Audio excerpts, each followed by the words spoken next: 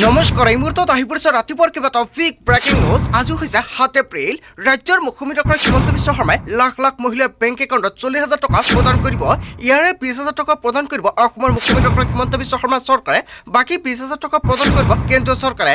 মুখ্যমন্ত্ৰী ডক্টৰ হিমন্ত বিশ্ব শৰ্মাই কৰিছে বৃহৎ ঘোষণা। যদি আপুনি PM বিশ্বকৰ্মা আঁচনিৰ অধীনত 15,000 টকা পোৱা নাই, আজিয়ে কৰক আপুনি আবেদন। আপোনাৰ বেংক একাউণ্টত 15,000 টকা লাভ কৰিব। যদি আপোনাৰ ৰেচন কাৰ্ড আছে তেনে ক্ষেত্ৰত আপুনি লাভ কৰিব কেইবাটাও সুবিধা। ৰেচন কাৰ্ড নাথাকিলে নতুনকৈ কৰিব পাৰিব আবেদন। অৰুণোদয়ৰ প্ৰতিজন হিতাধিকাৰী বেংক একাউণ্টত 550 টকাৰ পৰিৱৰ্তে 3,000 টকা প্ৰদান কৰিব অসমৰ মুখ্যমন্ত্ৰী ডক্টৰ হিমন্ত বিশ্ব শৰ্মাই। চৰকাৰে কৰক লৈ বৃহৎ সিদ্ধান্ত গ্ৰহণ কৰিছে। লগতে কেইবাটাও ৰাজনৈতিক খবৰৰ লগতে অৰাজনৈতিক খবৰ যুগুত কৰা হৈছে। আজিৰ দিনটোত গোটেই অসম তথা ভাৰতৰ বিভিন্ন প্ৰান্তৰ পৰা যুগুত হৈছে কেইবাটাও ডাঙৰ খবৰ। এনেবোৰ খবৰ নিতৌ পাই থাকিবলৈ চেনেলটি ছাবস্ক্ৰাইব কৰি ভিডিঅ'ত এটা লাইক কৰিবলৈ নাপাহৰিব। আজিৰ আমাৰ প্ৰথম খুবেই গুৰুত্বপূৰ্ণ খবৰ হৈছে অসমবাসীৰ বাবে এটা ডাঙৰ খবৰ। আকৌ আহি গ'ল ভাল খবৰ। কোটি কোটি দৰিদ্ৰ লোকৰ বাবে মোদী চৰকাৰে দিছে বৃহৎ ঘোষণা। ৰাজমিস্ত্ৰী কাঠমিস্ত্ৰীৰ নাপিত ফল মূলৰ ব্যৱসায়ী ক্ষুদ্ৰ ব্যৱসায়ীসকলৰ বাবে লৈ আহিছে অবিলাসী আঁচনি। আপুনি কি কাম কৰে সেয়া অনুযায়ী আপোনাৰ বেংক একাউণ্টত টকা প্ৰদান কৰিব চৰকাৰে। প্ৰথম অৱস্থাত 1 লাখকৈ টকা লাভ কৰিব বেংক একাউণ্টত। 18 মাহৰ পিছত 2 লাখ আৰু পৰৱৰ্তী পৰ্যায়ত অধিক লোন পাবলৈ সক্ষম হ'ব আপুনি। ইয়াৰ বাবে আপুনি সঠিকভাৱে কৰিব লাগিব আবেদন। এই ঋণে 8% পৰ্যন্ত লাভ কৰিব ছাবচিডি। ইতিমধ্যে আৰম্ভ হৈছে ঋণ প্ৰদান প্ৰক্ৰিয়া। কিদৰে কৰিব আপুনি আবেদন? আবেদনৰ বাবে আপুনি ভাৰতীয় নাগৰিক হ'ব লাগিব। বয়সৰ সীমা 18 বছৰৰ ঊৰ্ধত হ'ব লাগিব। আবেদনকাৰী কেন্দ্ৰীয় চৰকাৰৰ ঋণগ্ৰস্ত হ'ব নালাগিব। কি কি নথিপত্ৰৰ প্ৰয়োজন হ'ব আবেদনৰ বাবে সম্পূৰ্ণকৈ জানি লওক। আধাৰ কাৰ্ড, পৰিচয় পত্ৰ, স্থায়ী বাসিন্দাৰ প্ৰমাণপত্ৰ, কেৱল ইয়াৰ নহয় জাতিগত প্ৰমাণপত্ৰৰ প্ৰয়োজন হ'ব। Bank account, passport size photo আৰু মোবাইল নম্বৰ লাগিব।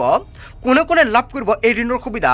কাঠমিস্ত্ৰী, কমাৰ, সোণাৰী, ৰাজমিস্ত্ৰী, নাপিত আৰু থোৱা, দৰ্জী, ভাস্কৰ শিল্পী, পুতলা নিৰ্মাণ কৰোতা আদি ব্যৱসায়ীসকলে কৰিব পাৰিব আবেদন।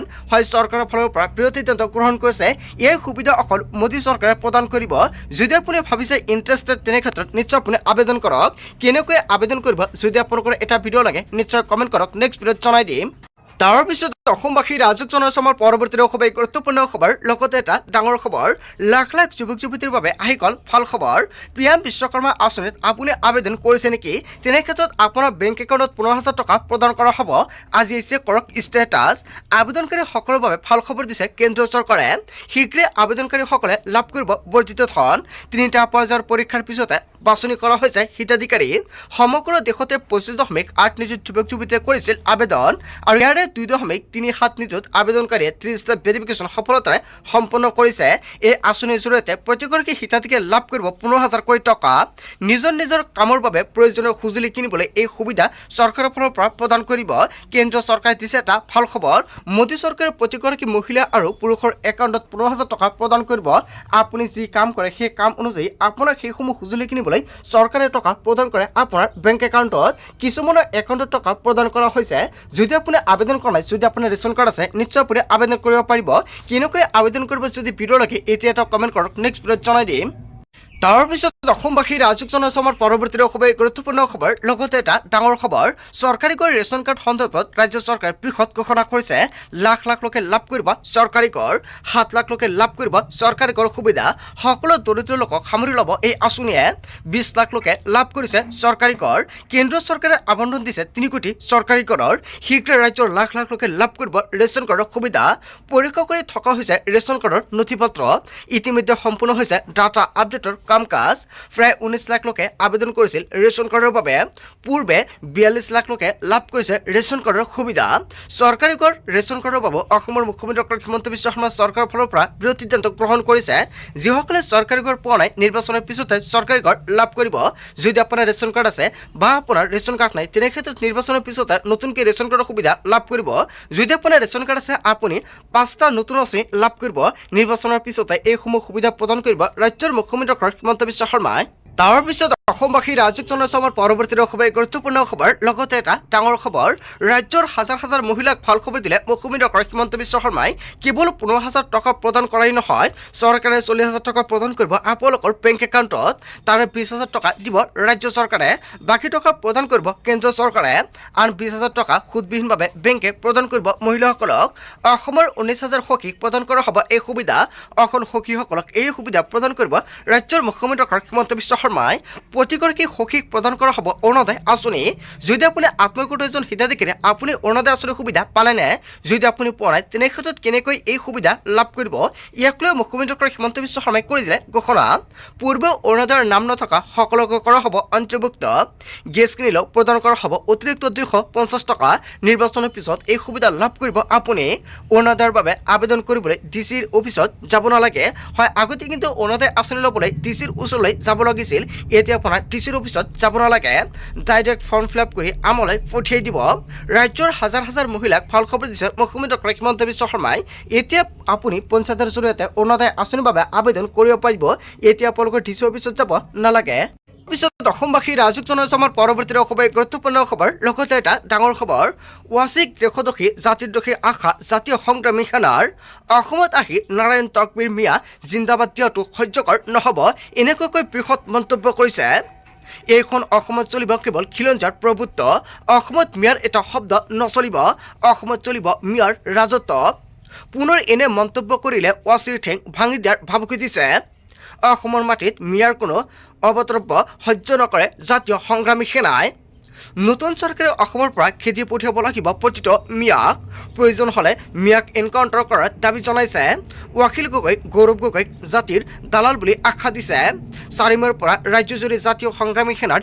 মিয়া খেদা অভিযান আৰম্ভ কৰিব ঘৰে ঘৰে গৈ এইবাৰ বিচৰা হ'ব মিয়াসকলক 4 মে'ৰ পৰা আৰম্ভ হ'ব অভিযান ইন্নুছ তামিলকত তীব্ৰ সমালোচনা কৰিছে তীব্ৰ সকিয়নি প্ৰদান কৰিছে আমি পানীগুণ্ডলৈ ভয় নকৰোঁ বুলি মন্তব্য কৰিছে এনেকুৱাকৈ বৃহৎ মন্তব্য কৰিছে ইন্নুছ তামুলিক মিয়া সন্দৰ্ভত চিটু বৰাৰ বিস্ফোৰক মন্তব্য হয় চিটু বৰাই যিকেইটা বিস্ফোৰণ মন্তব্য কৰিছে জনতাই কি ক'ব যদি জনতাৰ কিবা মন্তব্য কৰিব লগা থাকে আপোনালোকৰ মন্তব্যটো নিশ্চয় কমেণ্ট বক্সত জনাই দিব তাৰ পিছত অসমবাসী ৰাজ্যক জনাইছো আমাৰ পৰৱৰ্তী খুবেই গুৰুত্বপূৰ্ণ খবৰ লগতে এটা ডাঙৰ খবৰ গৌৰৱ গগৈৰ নামত আমেৰিকাৰ 1 লাখ কোটি টকাৰ বিনিয়োগ অসমৰ মুখ্যমন্ত্ৰী ডক্টৰ হিমন্ত বিশ্ব শৰ্মাই এটা ডাঙৰ মন্তব্য কৰিছে গৌৰৱ গগৈৰ নামত আমেৰিকাত 1 লাখ কোটি টকাৰ বিনিয়োগ বুলি দেখুৱাইছে গৌৰৱ ইলিজাবেথ 786ৰ নামত একাউণ্ট অপেন কৰা হৈছে আৰু ভুৱা একাউণ্টৰ ৰহস্য ফাদিল কৰিলে মুখ্যমন্ত্ৰীয়ে কেনেকৈ খুলিলে এই একাউণ্ট USD 199 বা 20,000 টকা দি আমেৰিকাত যিকোনো ব্যক্তিৰ নামত খুলিব পাৰিব একাউণ্ট হাতে কামে কৰি দেখুৱালে মুখ্যমন্ত্ৰীয়ে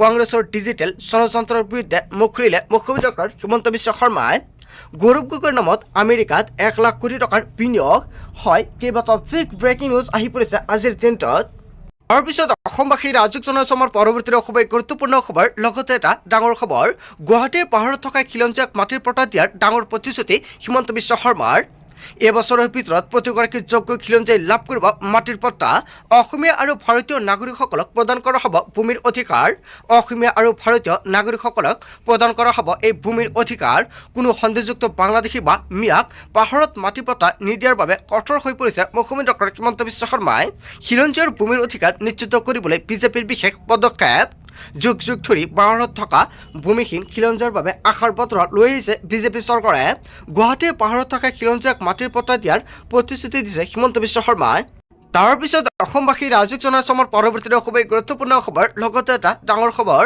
অসমৰ প্ৰতিটো মছজিদৰ পৰা আঁতৰাব লাগে মাইক অসমত আহি মিয়া জিন্দাবাদ আৰু নাৰায়ণ তকবীৰ থমনি দিয়া ৱাচিৰ কঠোৰ সমালোচনা ৱাচিৰ গোষ্ঠীগত সংঘৰ্ষৰ ভাষণত এতিয়া পিছত অশান্তিত ভুগিছে খিলঞ্জীয়া ধৰ্মীয় ৰাজনীতিৰে মিয়াক সাহতীয়াসকলক চকু মুদি নাথাকিবলৈ আহ্বান জনাইছে ৱাচিৰ সাম্প্ৰদায়িক মন্তব্যৰ পিছতে কিয় নিমাত জাতীয়বাদী সংগঠনসমূহ উজনি অসমক লৈ দম্বালি মৰা সকলক উচিত প্ৰত্যুত্তৰ দিয়াৰ হুংকাৰ সেকুলাৰ সাজ পিন্ধি নিৰ্বাচনী বৈতৰণিৰ পাৰ হোৱাৰ সপোন পূৰণ নহ'ব ধেমাজিত মিয়া নাই বাবে আজানত মাইকৰ প্ৰয়োজন নাই বুলি মন্তব্য কৰিছে পৰৱৰ্তী মুখ্যমন্ত্ৰীয়ে মছজিদৰ মাইক নিষিদ্ধ কৰাৰ বাবে পদক্ষেপ ল'বলৈ দাবী কেৱল এয়াই নহয় চুকাফাৰ দেশত নাৰায়ণ তকবীৰ শ্লোগান সহ্য কৰা নহ'ব আটাছুৰ বিশেষ আহ্বান হয় আটাছুৰ ফালৰ পৰা এনেকুৱাকৈ কেইবাটাও বৃহৎ মন্তব্য কৰিছে তাৰপিছত অসমবাসী ৰাজুক জনাইছো আমাৰ পৰৱৰ্তী অসমৰ এক গুৰুত্বপূৰ্ণ খবৰ লগতে এটা ডাঙৰ খবৰ অসমত বিজেপিৰ 90ৰ পৰা 100টা সমষ্টিত জয়যুক্ত হ'ব পুনৰ অসমৰ মুখ্যমন্ত্ৰী ডক্টৰ হিমন্ত বিশ্ব শৰ্মাই কৰিছে বৃহৎ ঘোষণা কংগ্ৰেছে 17ৰ পৰা 19খন আসন লাভ কৰিব গুৱাহাটী আশে-পাশে সমীক্ষা কৰা সকলৰ মতে 102খন আসন বিজেপিয়ে পাব বুলি মন্তব্য কৰিছে হিমন্ত বিশ্ব শৰ্মাই 104খন আসনো আমি পাব পাৰোঁ আচৰিত হ'বলগীয়া একোৱেই নাই এই মন্তব্য কৰিছে অসমৰ মুখ্যমন্ত্ৰী ডক্টৰ হিমন্ত বিশ্ব শৰ্মাই তাৰ পিছত অসমবাসী ৰাজুক জনাইছো আমাৰ পৰৱৰ্তী অসমৰ গুৰুত্বপূৰ্ণ খবৰ লগতে এটা ডাঙৰ খবৰ পাকিস্তানৰ ছ'চিয়েল মিডিয়াৰ পৰা গ্ৰুপৰ পৰা সংগ্ৰহ কৰা হৈছে সমগ্ৰ তথ্য অসমৰ মুখ্যমন্ত্ৰী ডক্টৰ হিমন্ত বিশ্ব শৰ্মাই সংবাদমেলযোগে জনালে এই কথা UAEৰ নিয়ম অনুসৰি বহিৰাগত দিয়া নহয় নাগৰিকত্ব দুবাৰ থলুৱা অধিবাসী নহ'লে কোনো ব্যক্তিয়ে নাপায় দেশখনৰ নাগৰিকত্ব ডুবাইত দীৰ্ঘকালীন থাকিব বিচাৰিলে দীৰ্ঘকালীন ভিছাৰ প্ৰয়োজন হয় আশৰাফ আব্দুল কেদাৰ হেৰুৱাৰ পাছৱৰ্ড আৰু নথি পত্ৰক লৈ কংগ্ৰেছৰ ষড়যন্ত্ৰ বুলি আখ্যা দিছে হিমন্ত বিশ্ব শৰ্মাই আশৰাফ আব্দুল কেদাৰৰ হেৰুৱা পাছৱৰ্ড আৰু নথি পত্ৰক লৈ কংগ্ৰেছৰ ষড়যন্ত্ৰ 28 মাৰ্চতে হেৰুৱা নথি পত্ৰৰ তথ্য সামাজিক মাধ্যমত প্ৰকাশ কৰিছিল লোকজনে আৰু হেৰুৱা পাছৱৰ্ড ব্যৱহাৰ কৰি কংগ্ৰেছে প্ৰস্তুত কৰিছে ফেক পাছৱৰ্ড সামাজিক মাধ্যমৰ পৰা ডাটা চুৰি কৰি কংগ্ৰেছে চলাইছে অপপ্ৰচাৰ নিহাত ইব্ৰাহিম আল ছাহিদৰ ইজিপ্তৰ পাছৱৰ্ডখনক লৈ বিভ্ৰান্তিৰ সৃষ্টি হৈছে পাছৱৰ্ডৰ জন্মস্থান ইণ্ডিয়ান হ'ব নোৱাৰে সঠিকভাৱে হ'লে হ'ব লাগিব ইণ্ডিয়া ৰিণিকেপ্ৰিয় শৰ্মাৰ ফটোত ব্যৱহাৰ কৰা হৈছে ইয়াৰ প্ৰযুক্তি গৌৰৱ গগৈৰ নামতো চলাইছে ভুৱা কোম্পানী খোলাৰ কৌশল আৰু অভ্যাসত সফল হৈছে হিমন্ত বিশ্ব শৰ্মাই মাত্ৰ 20,000 টকা খৰচ কৰি এনেকুৱাকৈ এটা কোম্পানী খুলিব পাৰি বুলি মুখ্যমন্ত্ৰী ডক্টৰ হিমন্ত বিশ্ব শৰ্মাই স্পষ্টকৈ দেখুৱাই দিছে বন্ধু বান্ধৱীসকল আজিৰ মূল ভিডিঅ'খনত আপোনালোকক এইখিনি সৰু কেইটামান ইনফৰমেশ্যন দিবলগীয়া আছিলে ভিডিঅ'টি ভাল লাগিলে লাইক কমেণ্ট শ্বেয়াৰ কৰক চ' থেংক ইউ ফৰ ৱাচিং ফুল ভিডিঅ'